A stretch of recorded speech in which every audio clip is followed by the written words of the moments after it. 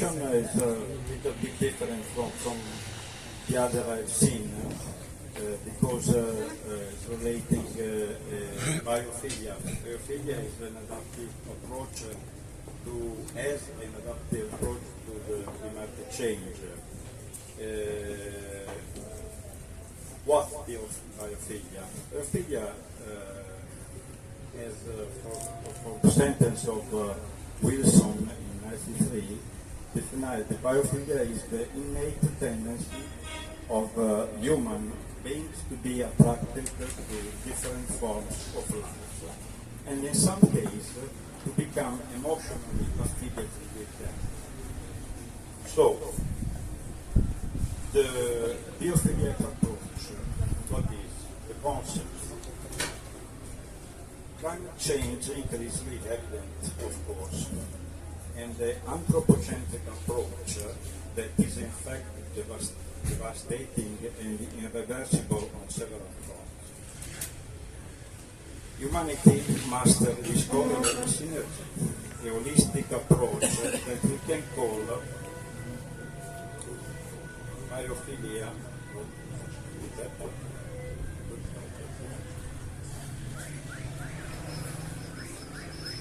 That we can call biophilic approach, and looking for what means and told Lawrence in 72, every individual aware of his influence, even if it is minimal but decisive, that is the effect butterfly by Theodore Lawrence, must find a proactive adaptation with the environment. I made a qualitative study. I'm a psychologist, and I made a little qualitative study with the objective to know the biophiliac approach of some individual subjects. The methodology was a semi-structured interview, and the setting a video call recorded from home. Participants was number 3, one in the south, one in the center, and one in the northern part of Italy, with an average age of 43 years old. After we see how these few participants and the method of selection. The investigation tool is through thematic grid with open questions. And the data analysis was made through the interpretative phenomenological analysis API by Smith and Flowers learning. And this is a method that interviews the people very deep. It's a very deep interview where you blend, you have to find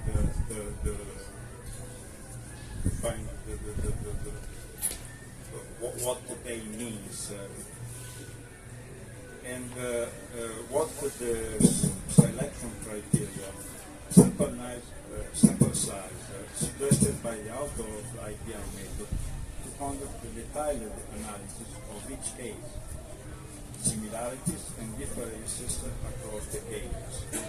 Geographic area according to climate adaptation capacity, CMSC, that is an institute, the Mediterranean Institute for the Study of Climate Change.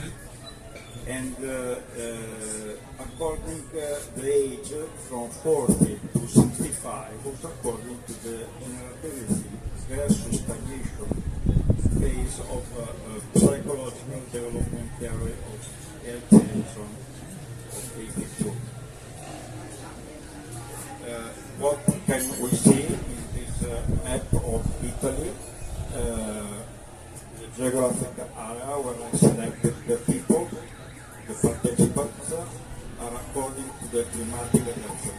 It's interesting to see that from the north to the southern part of Italy, the adaptability of the people, in front of climate change are more adaptable, where in the northern part of Italy, northern central part of Italy, the weather is more center is more or less, and in the southern part, the people things with a low capacity of adaptation. This is one quantitative study made by this Symposium, Center of Euro-Mediterranean on climatic change, and was made with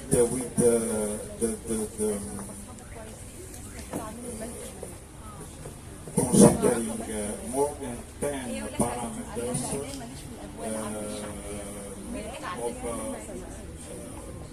the capacity of the people, of the welfare, the infrastructure, the wellness, and so on.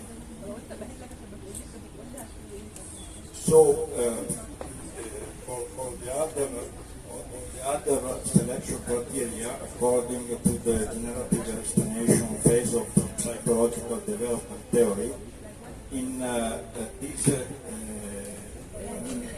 area of age, at this stage, the people recognize that life is not just about themselves. Through the actions they hope to become useful for those who can. Okay? The question reads,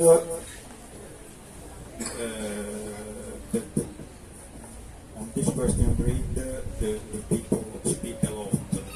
And summing back, I asked them, what do you think about the current state of our planet Earth? And in your opinion, are there still things that can be done to improve it? And if so, do you think you can take care of anything in particular in the sense of feasibility by you on a daily basis? If so, what? Do you think interested there are games? Do you think instead there are games already lost that is damages where it's no longer possible to intervene? And if so, which ones? And in your specific case, do you think you can still do something to slow down the negative force? And then how do you think you are living with the problems that are already beginning to affect the quality of human life? And then now that you have thought and reflected on the issues that emerged in this interview, what do you think of biophilia as an individual approach to problem caused by climate change? Well, the result in 4 superordinate themes, behaviors, technological solution, lost games, and time. This is a schema, reduction of all the cluster combined with this pattern. And for example, behaviors, the people say something can be done, awareness, worry, uncertainty. For example, some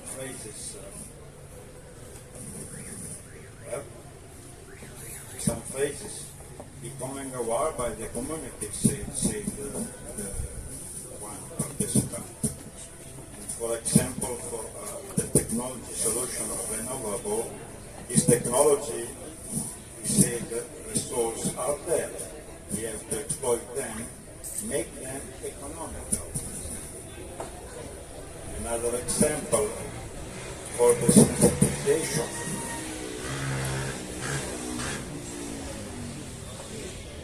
If awareness fails, then it is not internalized. This visceral bond that man has with the nature, etc., etc. Something can be done. For example, number 2, I reduced by 50% the kilometers by car. And another one, for green building sourcing the new technology designed according to the criteria of green building. And then for biodiversity loss, we lose opportunities. So conclusion, the biodynamic approach is felt by participants in terms of participation, collective awareness, and individual behavior.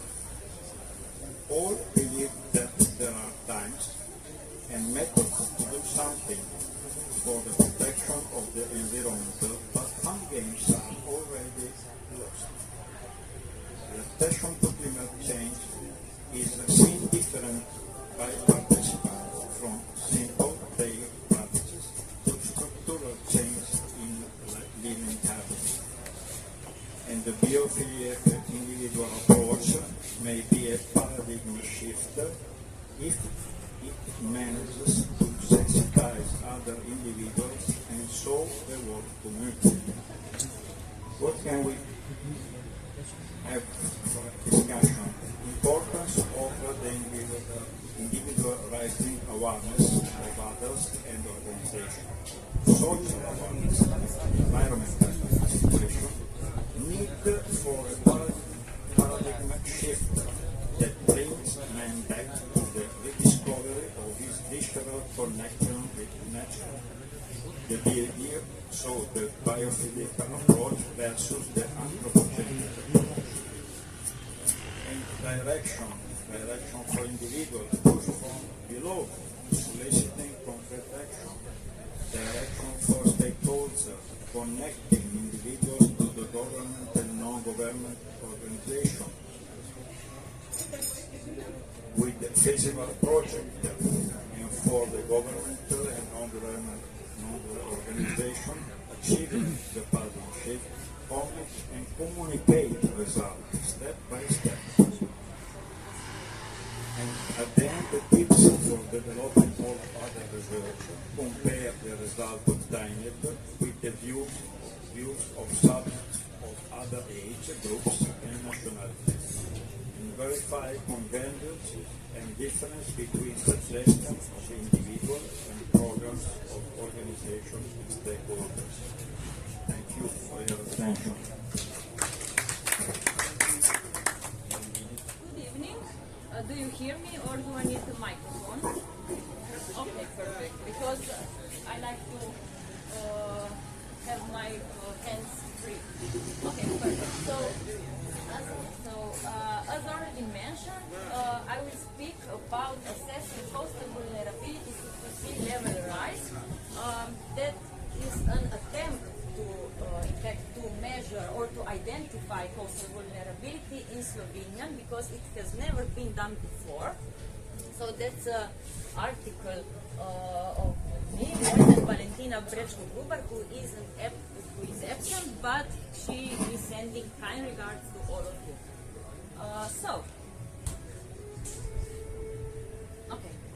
We all know that the coastal environments experience the effects of climate change, and one of among of these consequences is also the global sea level rise.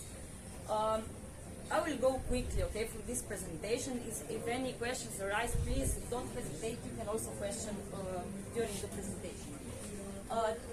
These consequences are also appearing in Slovenia. In fact, in the last 50 years, the sea level has risen by 10 centimeters, which is 1.7 millimeters per year.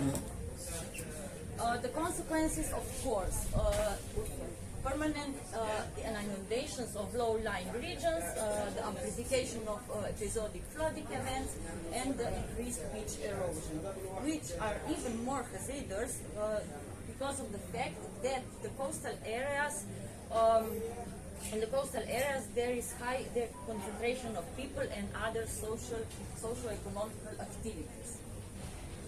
So, the assessment of the vulnerability of coastal areas to climate change is in fact needed. You can see here some pictures I put from our coast. This is Izola, a small town in Slovenia, and you can see some floods in 2019, but also a rock fall because of the coast erosion, also in 2020. So there are different approaches for measuring and identifying coastal vulnerability, and one of them is Coastal Vulnerability Index, already presented before, if you have listened. This is an index proposed by Gornitz and his colleagues in 1991. It has received many adaptations and modifications, but it's the base. So this is an index that aggregates a set of parameters, variables, that contribute to coastal vulnerability. Each variable is rated from 1 to 5, 1 with low vulnerability and 5 with high vulnerability. This method segments the coastline, okay, in different segments, and then these ranks of vulnerability are assigned to each segment. Here is the formula for the calculation. This is the most basic one. Okay? It's the square root of the product of all variables divided with their count, their number. So this coastal vulnerability index has never been calculated, identified for the Slovenian coast. So our objective, this research we have done with students, postgraduate students on our University of Primorska, our objective was to verify the applicability and the reliability of the proposed methodology by Gornitz, and to propose a coastal vulnerability index suitable for the Slovenian coast. Just take a look at our little Slovenian coast. Okay? Slovenian coast, Slovenia is situated here, you cannot really see, but it's the northmostern part of the Adriatic Sea in the Mediterranean. Our coast is only 46.6 kilometers long. Okay? But despite its length, shortness, it very varies. We have different types of coastline. For example, high coastlines with cliffs of marl and sandstone, here in the Galiad Beach, Strunjan, and Belvedere. Then we have shingle beaches, for example, low-lying regions with salt pans, with lagoons, and also with marshes. But most of the coastline is artificial. Okay? It is highly modified by humans. Okay? Here we can see the port of Koper.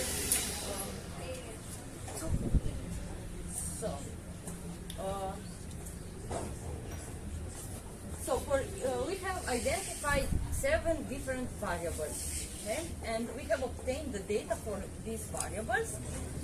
These variables were coastal elevation, coastal slope, orientation of the coast, the underwater slope, shoreline covered by protection structures, the beach width, and geomorphological processes, if they are present and if there are, which or what. All those data was mainly get by national entities, by official sources, for example, like Slovenian Environment Agency or Institute for Water of the Republic of Slovenia, but also we have done some field work with students. All this data has been stored in a geospatial database, and all this data has the Slovenian 1996 Slovene National Grid Coordinate System. Here you can see the table with the ranking. Okay, so each variable was ranked based on their vulnerability to the sea level rise. We have analyzed the literature. We have made some interviews with experts, and this is the result of our classification. I will not go step by step, okay, but this was the result. So we, for example, we ranked coastal elevation, what is very low, what is low, moderate, high, and very high for each variable.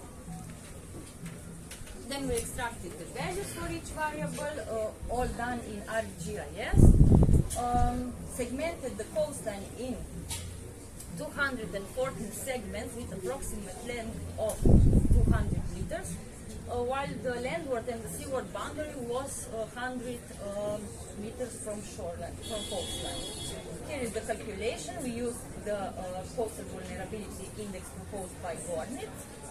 We have named it physical vulnerability index because we have used just the physical variables. And at the end, these physical vulnerability index values were normalized from a scale to 1 to 5. These are the results for each variable. Okay, you can see, meaning here we have this scale, color scale, okay, from red, which we express is very high vulnerability, to very low, green. Yes, each map is representing one variable. But I will proceed to the final result. Okay, this is the combination of the coastal vulnerability index. As you can see, here, 7.5% is highly vulnerable, while only 2.5% is very highly vulnerable. And meaning that it's not nearly, it's 10% of the coast that is highly or very highly vulnerable.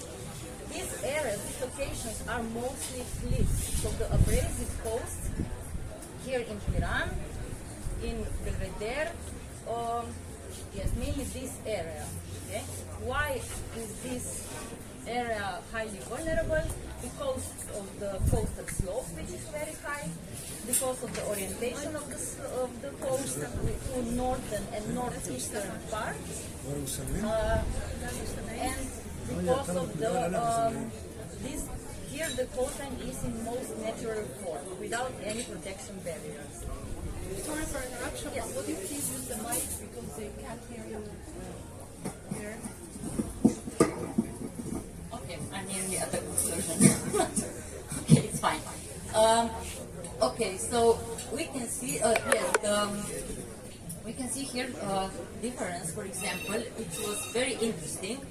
This clip here, it's very similar to this clip here or here, but it's classified as only high vulnerable. Why? Because here the beach is, the width of the beach is very larger, so meaning that the vulnerability then is lower. Why? Because with greater beach width, there is greater dissipation of waves energy. Okay?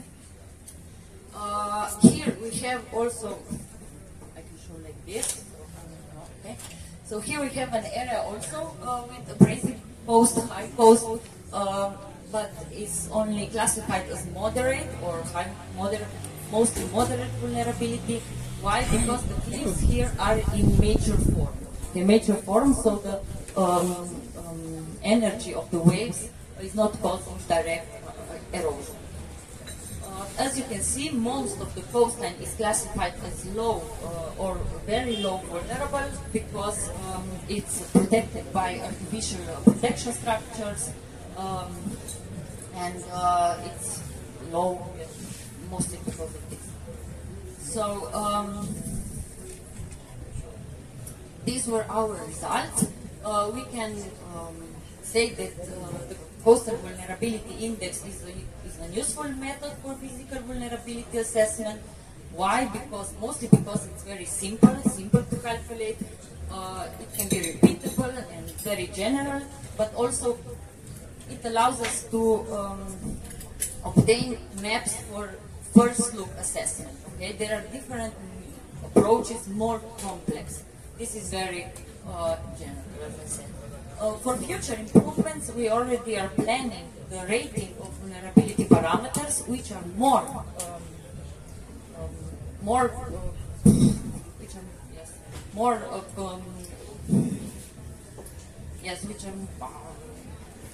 we will rate the vulnerability parameters with the analytical hierarchy process method, which parameters more contribute to the vulnerability and which don't. Here we didn't consider the socioeconomic parameters, so maybe also this, for example, like land use, can affect the vulnerability, also the population density. Our Slovenian coast is very highly populated. And also we are planning to do 2 different indices, one for the vulnerability for the erosion and another one for floods. So this would be it. If you have any questions, I hope I was in time.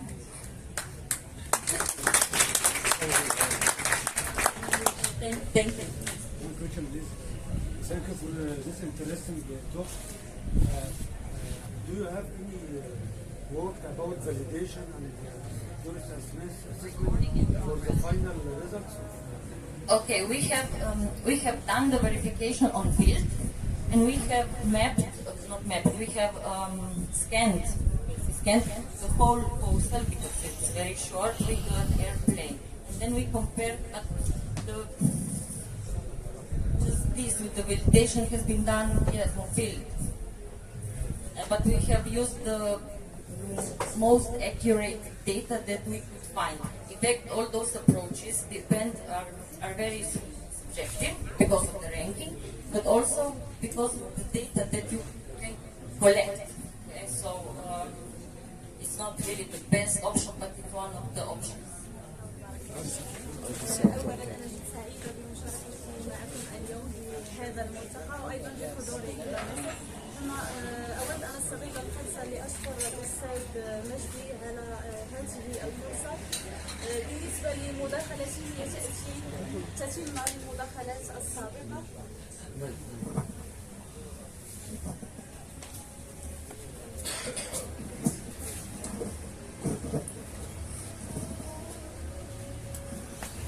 وهي تحت عنوان دور التغيرية المناخية في نشوء الفيضانات الثانية غير مرئية حالة المجال الحضري لمدينة قصبة تراب بالمغرب. كما تعرفون بأن الموقع الجغرافي للمغرب وتميزه بواجهتين بحريتين، المحيط الأطلسي والبحر الأبيض المتوسط، بالإضافة إلى موقعه بالمنطقة البينمدارية المعتدلة، بالإضافة إلى خصائصه التضاريسية. كل هذه العوامل جعلته من الدول الأكثر عرضة لمخاطر الهيدرولوجية القصوى، والتي تتحدث سواء في حالة وفرة الموارد المائية والتي تعطينا فيضانات أو انتفاخات، أو في حالة نقص الموارد المائية والتي تعطينا شح في الموارد المائية والتراب. بالنسبة للخريطة أمامنا هي تمثل الحوض الكبير لأم الربيع، وأنتم كما تعلمون أو لا تعلمون هذه ستكون فرصة. المغرب يتوفر على 9 أحواض نهرية كبرى، وحوض أم الربيع هو إحدى هذه الأحواض الكبرى. هنا تظهر النقط السوداء التي تمثل مجالات الخطر، أي المجالات التي تتعرض لظاهرة الفيضانات، وهذا ما سنحاول أن نتطرق إليه، ولكن على مستوى عالي الحوض وبالضبط بمدينة معينة يخترقها المجرى المائي لأم الربيع. بالنسبة للحوض المدروس، هذا الأخير يأخذ مجراه من 45 عينا أي ينبوعا، تتميز بخاصية كارستية. هذه الخاصية تساهم في ديمومة الصبيب طيلة السنة، بالإضافة إلى تميزه بتساقطات مطرية مهمة وتساقطات ثلجية أيضا مهمة.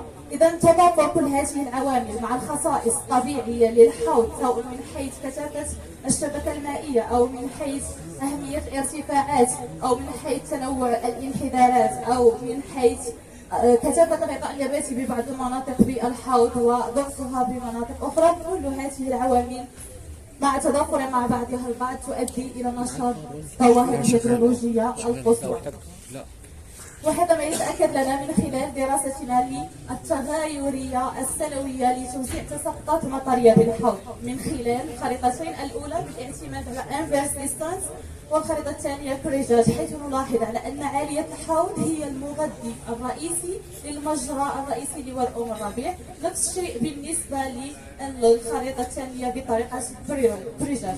هذا يدل على أن العالية هي المزود الرئيسي، وهنا بطبيعة الحال العالية تتميز بالارتفاعات كما قلنا توجد بها مجموعة من العيون المائية تتساقط بها الثلوج. الأمر طبيعي أن العالية تكون هي المزود والمغذي الرئيسي للحوض المدروس. هذا ما يظهر من خلال التوزيع السنوي للتساقطات المطرية، حيث نلاحظ كما قلنا في العنوان على أن الحوض لا يعرف تغير مناخي بل يعرف تغيرية مناخية variability climatic، يعني تغير توزيع تساقطات من سنة إلى أخرى وداخل السنوات من شهر إلى آخر أو من فصل إلى آخر وممكن من أسبوع إلى آخر. إذا تغير في توزيع أو تغاير في توزيع تساقطات المطرية، وهذا ما سجلناه سواء على مستوى العالية الوسط أو على مستوى سافلة الحوض. إذا كل هذه العوامل ستؤثر على النظام الهيدرولوجي للحوض، والحوض المدروس يتميز بنظام هيدرولوجي مطري ثلجي كما قلنا، لكنه يتأثر بالكارست ويتأثر بالتدخل البشري سواء تدخل مباشر عن قصد أو تدخل غير مباشر.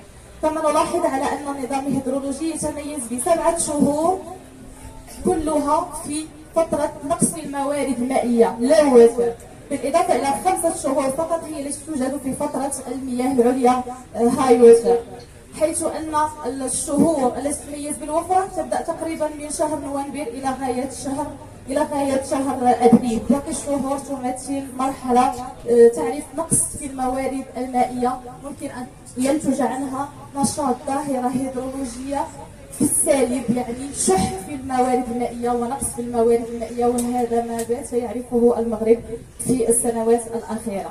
اليوم مداخلتي ستركز على فترة المياه العليا، الحالات التي ندرس فيها الزائد البليس، الحالات التي تعطينا فيضانات.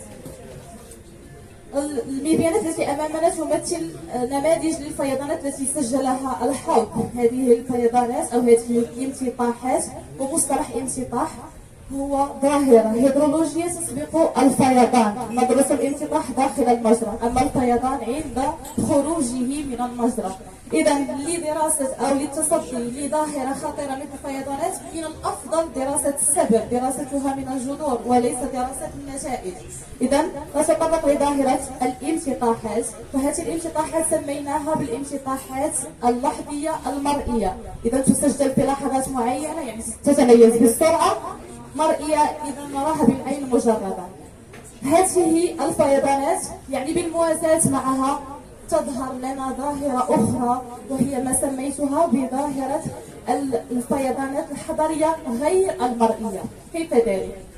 هذه الظاهرة ترتبط أو يشترط فيها شروط، يعني ظاهرة الانشطاحات الغير مرئية لا يمكن أن تسجل في أي منطقة، تسجل في مناطق يخترقها مجرى. وبالنسبة للحوض مدروس يخترق الكثير من المراكز سواء القروية أو الحضرية، إلا أننا ركزنا على المراكز الحضرية الكبرى، وقد اخترنا مدينة نصب التابة والتي توجد بسافلة هذا الحوض. إذا الخزية الأولى قلنا مجال حضري، مجرى يخترق المجال الحضري، والمثال الحي الذي يؤكد ذلك المجال الذي أمامنا. إذا نرى أن النيل يخترق الأقصر ويقسمها إلى قسمين، نفس الشيء والأم الربيع يخترق مدينة قصبة التابة ويقسمها إلى قسمين. حتى هنا جيد. إذا لا يمكن أن تحدث ظاهرة الانفتاحات غير مرئية إذا توفر شرط آخر. ما هو هذا الشرط؟ هو وجود قنوات صرف صحي أو قنوات تصريف مياه الأمطار مرتبطة بالمجرى مباشرة، حيث أن هذا النوع من الفيضانات يرتبط بصعود مستويات الماء داخل المجرى، صعودها عبر القنوات، وبالتالي تعرض المنازل إلى الغمر المائي. لذا سميناها بغير مرئية، لأنها يحس بها فقط الساكنة التي لديها منازل مجاورة للمجرى، بينما الأخرى مرئية الكل يشاهدها ويلاحظها، الساكنة والمسؤولون إلى غير ذلك. بالنسبة للمجال المدروس عملنا في مرحلة أولى أو ركزنا بشكل كبير على مقاربتين، مقاربة كارتوغرافية ومقاربة ميدانية، أي النزول إلى الميدان وجرد جميع قنوات الخاصة بالمياه العديمة أو تصريف مياه الأمطار في مرحلة أولى، والتي تحدثت ب 14 قناة، منها 12 قناة بالضفة اليمنى وقناتين خاصتين بتوزيع مياه الأمطار بالضفة اليسرى. أيضا لتدقيق الدراسة أكثر عملنا على تقسيم مجال الحضري للمدينة إلى عالية وسط وسفيلة. بالنسبة للعالية كما تلاحظون هناك قنوات التي تحدثنا عنها، قنوات التي ترتبط بشكل مباشر بالمجرى. أولا هذه القنوات تعطينا ظاهرة ممكن أن نتطرق إليها وهي التلوث. إذا تلوث لنا المجرى في المرحلة الأولى. مرحلة ثانية في حالة ارتفاع منسوب الصبيب الماء يصعد عبر هذه القنوات ويقوم بعبر المنازل المجاورة لهذا النهر. هنا تظهر صور تمثل فيضانات مباشرة. لماذا؟ لأننا لم نجد صور توثق لحظة الفيضان لأنه كما قلنا غير مرئي، لكن أخذنا صور فيضانات مباشرة بالمدينة حيث أن هذه الفيضانات تتم بشكل متوازي في الغالب، فيضان مباشر مرئي وفيضان غير مباشر غير مرئي. ثم على المستوى الوسط تلاحظون المجرى في الحالة العادية وفي حالة ارتفاع الصبيب والمنزل. هذا يؤكد في الحالة الأولى عندما كان الصبيب في مستوى أدنى والحالة عندما ارتفع الصبيب. إذا هنا بقي له بضعة سنتيمتر على الخروج وبالتالي سيعطينا فيضان مباشر، لكن في هذه الأثناء حدث فيضان غير مباشر ناتج عن صعود ماء عبر قنوات تصريف مياه الأمطار وقنوات المياه العادمة وبالتالي غمر المنازل والشوارع إلى غير ذلك. نفس الشيء على مستوى السافلة، وهنا نلاحظ سمك وحجم القنوات. إذا هذه القنوات ترمي المياه العادمة في النهر وفي حالة ارتفاع تأخذ المياه العادمة وتساهم في نشوء هذه الظاهرة التي تحدثنا عنها. إذا بخلاصة ما يمكن أن نقوله هو أن ظاهرة التغيرات المناخية أو التغيرية المناخية أركز عليها تعطينا نوعين من الظواهر: الهيدرولوجيا القصوى في حالة الموجب، إذا في حالة الفيضانات، وفي الحالة السالبة أي في حالة الشح المائي. لكن ما نود قوله هو أننا لا يجب أن نلقي اللوم دائما على المناخ. إذا السبب المشكل الذي تعاني منه هذه المجالات الحضرية فعلا لديه جزء من المناخ، لكن جزء كبير من التهيئة ومن تدخل الإنسان، حيث من الأجدى إخراج قنوات المرتبطة بالمجرى وتجميعها في محطة واستغلال المياه مثلا في إعادة تصفية هذه المياه العادمة وسقي المجالات الخضراء داخل المدن إلى غير ذلك، يعني تحويلها من شيء سلبي إلى شيء إيجابي. شكرا على حسن انتباهكم.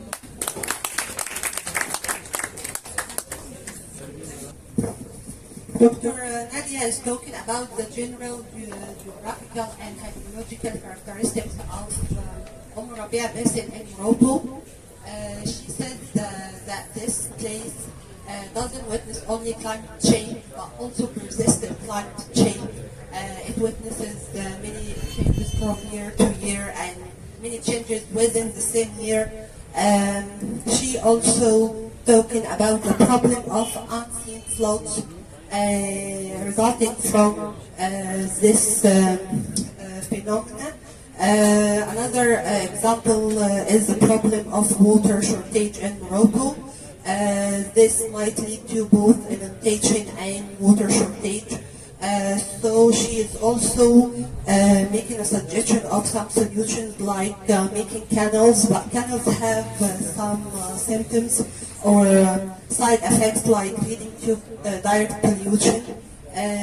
Climate change, she says, is not the only responsible for the flood in Morocco and inundation problems, but also human activities and urbanization are other elements too.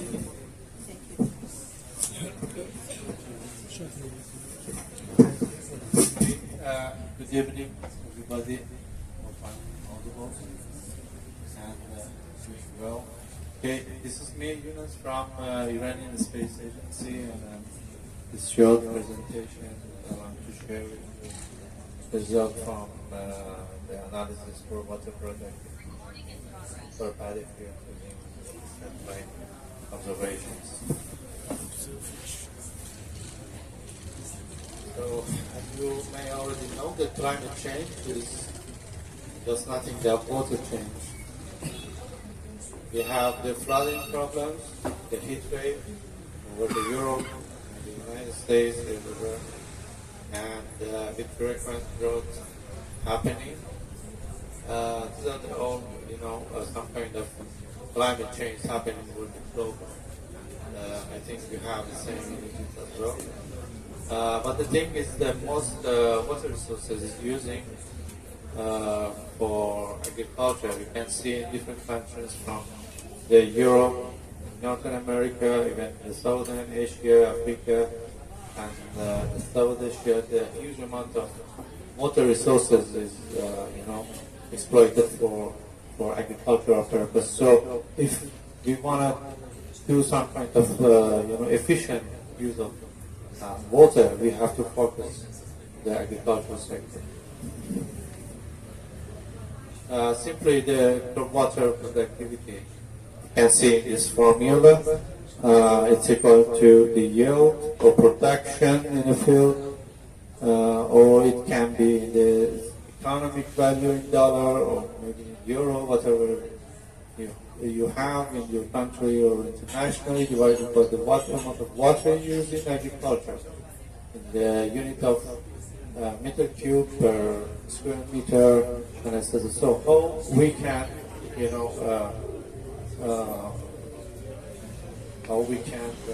calculate it on the satellite, right? It's not a very much big challenge because we have different sources of data from detecting the agricultural fields, estimation the evapotranspiration, which is true for the water use, and we can also efficiently estimate the biomass production as well. The field means the crop yield or crop production. So our study, we first started from the detection method. We have used the most recent algorithm for harmonic time series analysis because the agricultural fields following some kind of, the temporal patterns from the swing to the metering and then harvesting. So we have lots of satellite imaging, for example, in each 5 days or weekly manner, so we can easily, extract this pattern, the harmonic pattern from the satellite image. And that's the algorithm we did for detection of the paddy fields in our parts of Europe. And we can also estimate the water use through a well-known algorithm. There are some, experimental algorithm. It can be different in different region by region, but there are some well-known physical algorithms, like you can see the cell model. This is working with the, the energy balance system. You can see in this formula. This is the residual of the net radiation subtracted by the soil heat and the evaporated part of the soil, which comes from the surface, and lots of satellite data is available to implement this kind of model for extraction of the water use efficiency. So for biomass, not for biomass, just for having the overall processing chain, you can see in this flowchart, we have started from the reflectance data. We calculated the indices, and subsequently we go to water stress modelings. Then we have started from photosynthetically active radiations, go to the active radiation model. Then we estimated the net primary production from the Monty's physical model, and then make connections with the daily meteorological parameters like Tmax and Tmin, and finally we incorporate the yield index to land light with efficiency model, and we got the yield.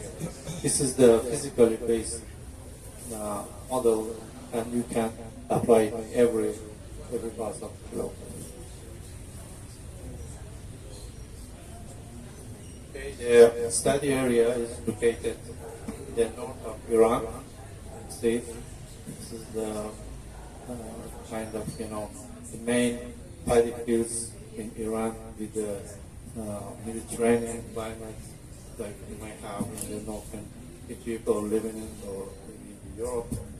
And the This is very homogeneous area regarding the cultivation, and it's very good for studying this kind of biomass estimation and development application. The study period is just started from the May. It goes through the peak in the August, and the crop will be harvested in September, and you can see the time series of data which we have used from March to September. Okay, this is the result. The rice plantation map, derived with a good accuracy, the user accuracy of 92%, and producer accuracy of 90%, because we have used the very rigorous model regarding the harmonic fittings of satellite data for crop mapping. And this is the map for the evapotranspiration from several models. We also compare the precision of the model with the in situ data of reflux located in the Mississippi state. It shows the good precision with the R2 equal to 83%, and it was quite good, the performance. So we have tried the evapotranspiration maps weekly and then aggregated through the whole system. The biomass also estimated with the flowcharts we have shown on the slide, and you can see the pattern from the sowing to the peak and then harvested with different grade and shades of maps, and the curve you can see here. Finally, we divided the production. We have the production map, and we generate the evapotranspiration map. So we have been able to generate the water production map. This is the result of our study, and the important thing is we are been able to calculate for two variety of rice plantation in that area. It was a low yield and high yield with different production levels, and this is very most accurate when you have been able to divide this type of crop in the study area. So we have get the shade and more variance of the water productivity maps using the harmonic detection models. Okay, that's all. So thank you very much.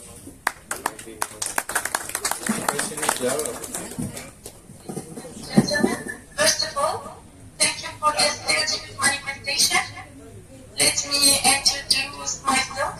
My name is Mujdi, PhD student in Sultan Molecular University, Nimrud, Morocco. Well, today I'm here to talk to you about. Let me introduce myself.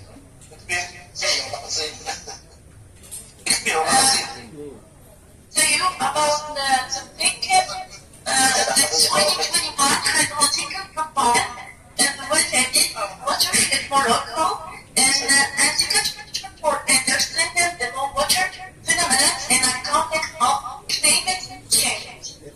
This is the plan of my presentation. First, introduction, then presentation of the study area, next, methodology, results, finally, conclusion. Now, I will go through the presentation of the study,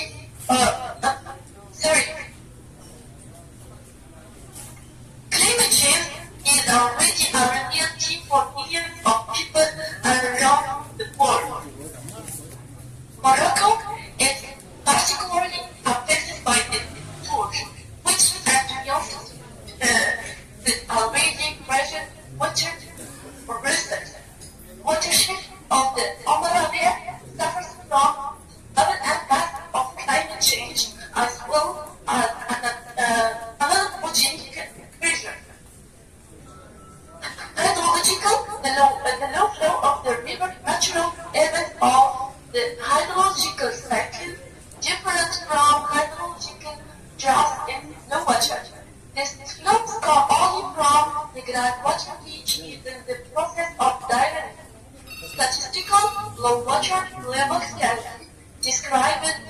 neighborhood agriculture at different time and interval. Criminal district brings up groundwater and kitchen apart from any precipitation. Now I will go to the presentation of the study area. The watershed of the Wetlabi is the south basin of the Amarabi. Water course is a permanent is subject to a Mediterranean type mountain climate with oceanic and north precipitation is characterized by an irregular distribution. Geologically, it is part of the central high atlas where the relief is marked by a series of anticline and syncline, a series of anticline and syncline. From an administrative point of view, the study area belongs to the national territory, namely the region located in the two provinces, namely and Adaptation.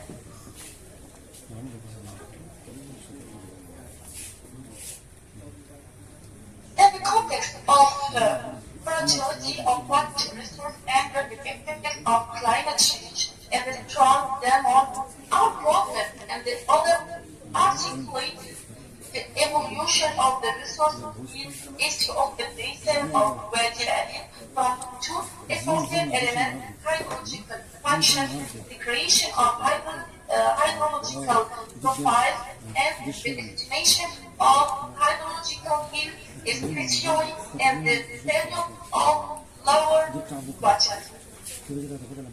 Our methodology is based on the study of the flows of the rivers, making it possible to evaluate for any section the contribution of water which are specific to it. It requires current outflow measurements contained at different points of the river for different hydrological situations along water. The use of pools makes it possible to carry out this campaign in a limited time and thus obtain significant results of a stabilization flow. The methodology known as hydrological profiles developed by the team makes it possible to quantitatively apprehend the modalities of the supply of a water course and low water on each linear or accordance with surface. This material, the cumulative evolution of the water course, and that refers to the geographical realities of the catchment area with the highlight complexity of the integrated natural parameters of the basin. For the water basin, 8 measurement points have been defined of the main course of the well. The agent will carried out during 5 campaigns in the year of 2021.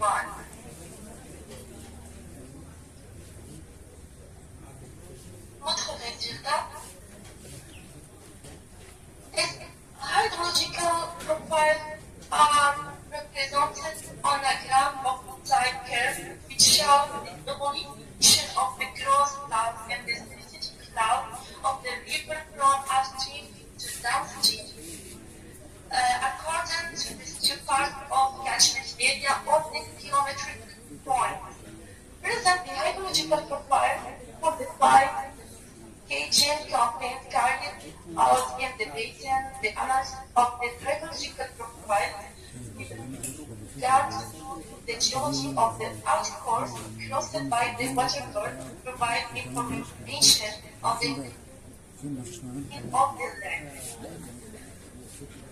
On first reading, this profile fits to the 3 general remarks and its variability between the different agent companies, which reflects the hydrological situation of each measurement company, the flow of the first experience, great variability from upstream to downstream, The spatial heterogeneity of the clouds reflects the geographical diversity of the environment. The slope of a segment reflects the increase or decrease and the flow rate of the homogeneous catchment area related to the segments between two measurement points. Concernant la cartographie BD, valued in the form of a cartography of hydrological fields, it is a method which consists and represents for each element exactly the specific flow. This spatialization of field makes it possible to highlight this to supply or loss of two successive measurement points by abstracting from the weight of lateral supply. Interpretation of the results, the analysis of the profile it's possible to cut with the basin into empty parts that can be described as homogeneous. This part corresponds on the one hand. On the one hand, homogeneous the condition and geographical unity, and on the other hand, two homogeneous sampling condition. Each of these sections and the type based on yield characteristics, the variability from one contain to another. On conclut que the low water hydrological profile can only be carried out from knowledge of the flows at different points in the water course. This leads to the implementation of the restrictive of several region campaigns for different hydrological situations, but the profile produced by the proposed method best respects the reality of the flows, thus this profile, calibrated on the characteristic flows of a hygrometric station, makes it possible to specify the explosive results of the water dispersed and contribute to fixing the reservoir flows at the level of the hydrological structure. And thank you for your attention.